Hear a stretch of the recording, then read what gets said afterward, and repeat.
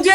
Hello, we finally get our moment. We did, don't we? Veronica Green, baby, welcome back to the Drag Race Yearbook. I know! I mean, I should change my name now to Yshee here, yeah? Yshee here, yeah, true. Yshee here and Yshee Black, there we go. How are you, Bab? I'm doing good, I'm doing all right, actually. I was quite surprised that I wasn't more emotional watching the show last night. I watched it by myself. I was afraid that I might get too emotional doing a viewing party. I had a little cry, but then it was just like this huge weight was lifted off me, all the anxiety, all the pressure. It just left my body finally, and I feel good. I love that. It's weight lifted. Oh, yes. Well, Veronica, you know how the Drag Race Yearbook works. We're going to get you to nominate your fellow queens in our yearbook categories. Ooh.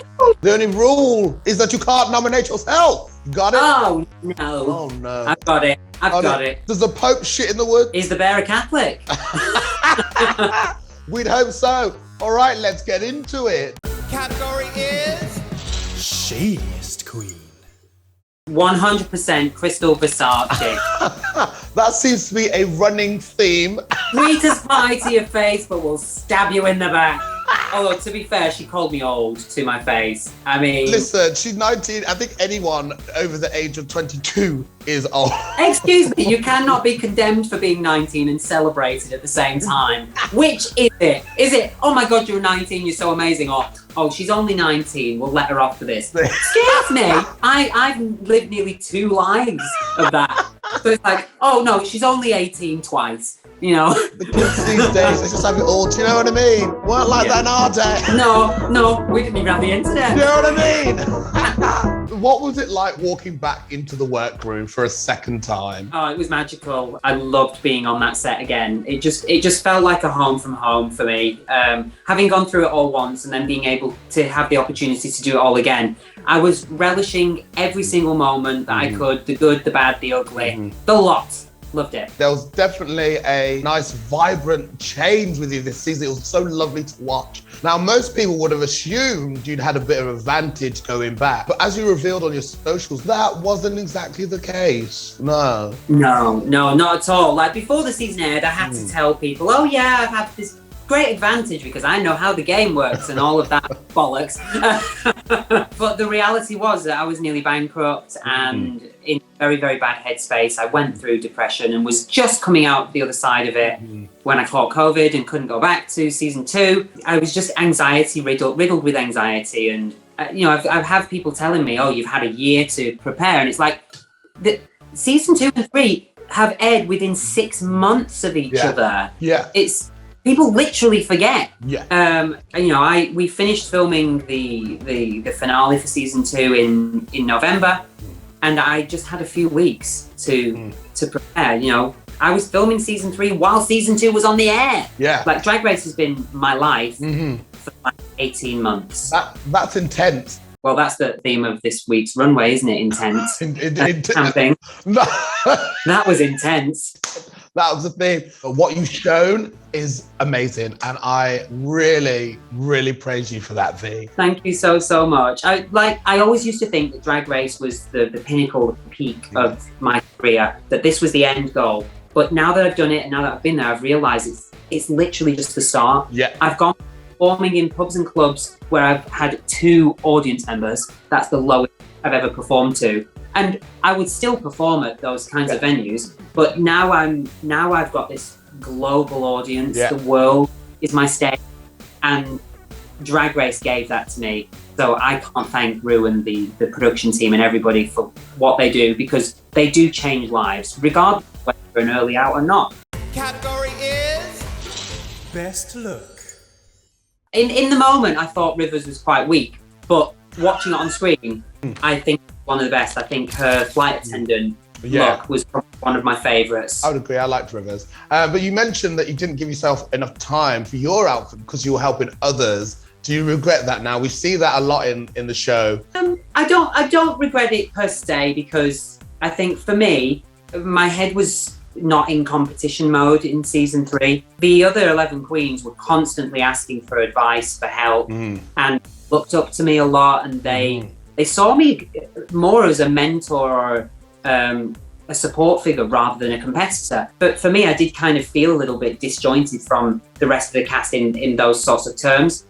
So I just did what I naturally do. If somebody's asking for help, I want to offer that. But it just comes down to the fact that I do have very, very bad time management. It's no secret that I'm one of the last, if not the last, to be ready for the runways every single time. I just ran out of time. Yeah. So I was just getting it finished. Yeah. I could see that it was not right. It had no shape. The execution was very, very poor. I'm not delusional. I do think it was on the lower, if not the lowest end. Yeah. But my first look, I liked that camping look. The narrative on this show, I walked around that runway and was it Graham or Nicola said, I woke up like this. That was the concept. I woke up like this and I'm going to a festival, glamping. Michelle did get it. Yeah. But I think regardless of whether if I'd have stuck cans and ticket stubs on me, then I'd have been too costumey. So you can't win. Do you know what I mean? Vanity seemed to think Teresa should have been in the bottom. Well, do you agree? No, I definitely think the right two were in the bottom. I don't think there's anybody else. I mean, there's a few, like maybe Kitty's was a bit too simple, but I liked her girl guide look. Teresa's first look was not really on theme. It was not great, but the one she made, I thought was pretty good. So yeah, because it's the design one, maybe she should get more points for that. I don't know how they judge it, to be honest. Yeah, definitely. Well, talking of looks, you served us plenty of looks, both on and off the runway. So we need to talk about the leotard in the rehearsal for Dragathon, please. Do you wear that often? Like, are you popping to the shop to get some milk? Oh yes. No, I do wear that. Like, that's a normal thing in a dance studio, in a dance rehearsal. But I mean, the pit crew literally just wear their underwear and nobody bats an eyelid. So all of a sudden you've got Gollum wearing it and it's excuse me, I think we've got double standards here. Maybe you could be the next Brit crew member. No, the shit crew, that's what I would be. But if that wasn't enough, we also had the leather harness mini challenge this week. Yeah, I loved it. Hello. You are trying to give us everything. I thought it was original. Like, there were so many builders. Like, come on now. It's like, when you think of camping, how many girl guides did we see on the runway? When we think of boy drag, everybody comes as a builder. It's like, Crystal has worn green 3 times on the runway now. And the name's not even green. She's wearing my colour. She's feeling it. And just so we know, is your safe word Veronica? No, there is no safe word. There is no safe word. There is no safe word. No. Category is Biggest Drama Queen. Even though she's gone, Victoria Scone is the biggest drama queen. Why Scone? Because she's so camp and she's so full and she's so like.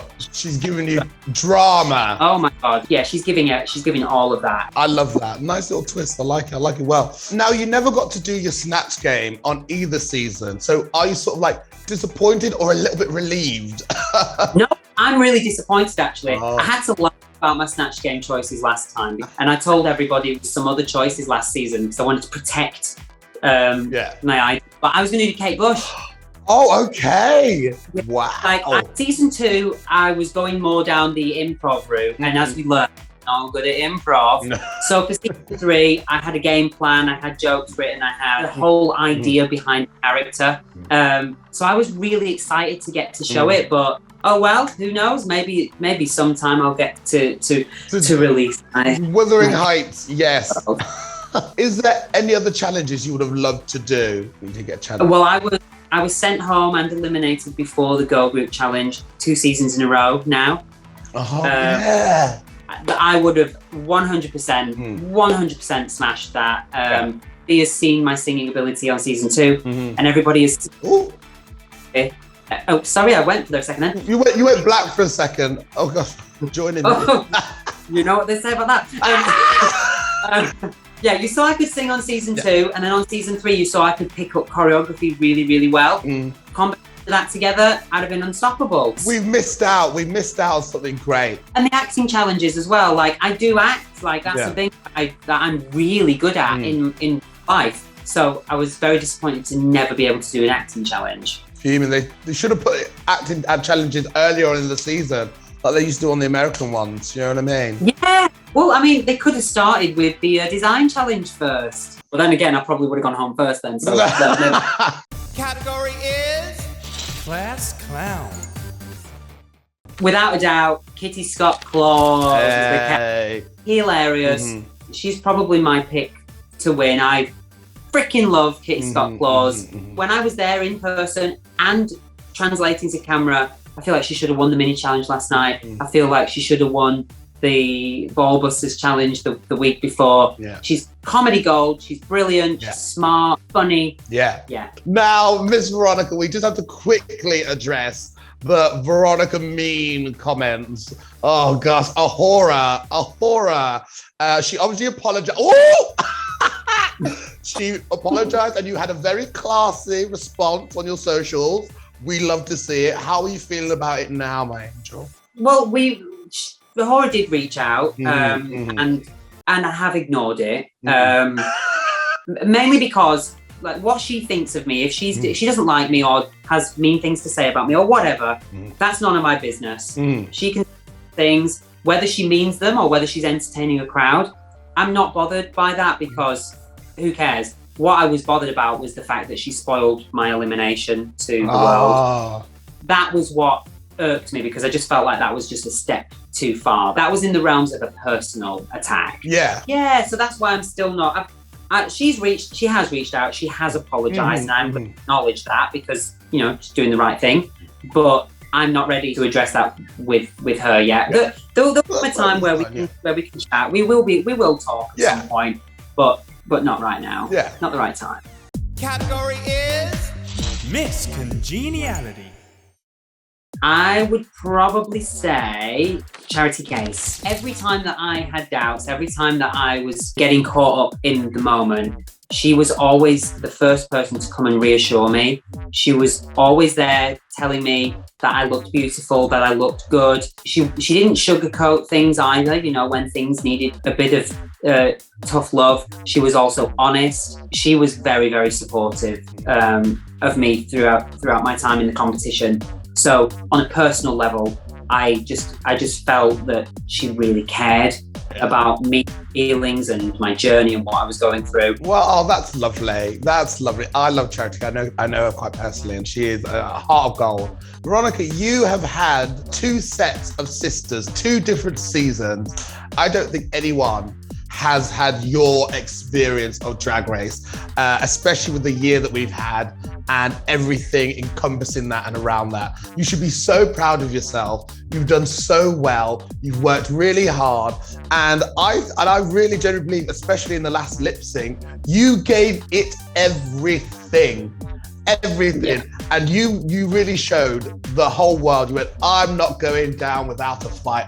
And I thought there was going to be a double save. I really thought there was, because you really said, this is my time to show everyone what I'm about and what you've done. And I'm really proud of that.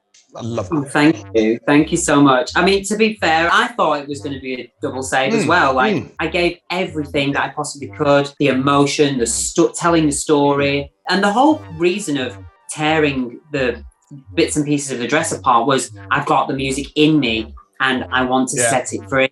That was the reasoning behind all of that. But one thing I will say though, I don't understand why they've kept in Vanity getting so many words wrong in the lip sync. It was saved. I feel like that's got to be an error. The edited team, or maybe it's controversial indeed. But not saying that she absolutely deserves her place in the competition. Like, it was a fabulous lip sync, and it was great. It was great. So great. Finally, to close off, we need a yearbook quote, and you could quote anything to be remembered by for this season. Absolutely anything. This isn't the last you'll see of thee. Oh, you've been amazing. I'm so thankful and lucky I've got to talk to you. And we'll definitely be seeing each other again at some point in the future. Of course we will. Of course. You can't escape me now, babe. It's too late. I know. Well, take care and have a lovely, lovely day. I love you. Mwah. Bye. Bye.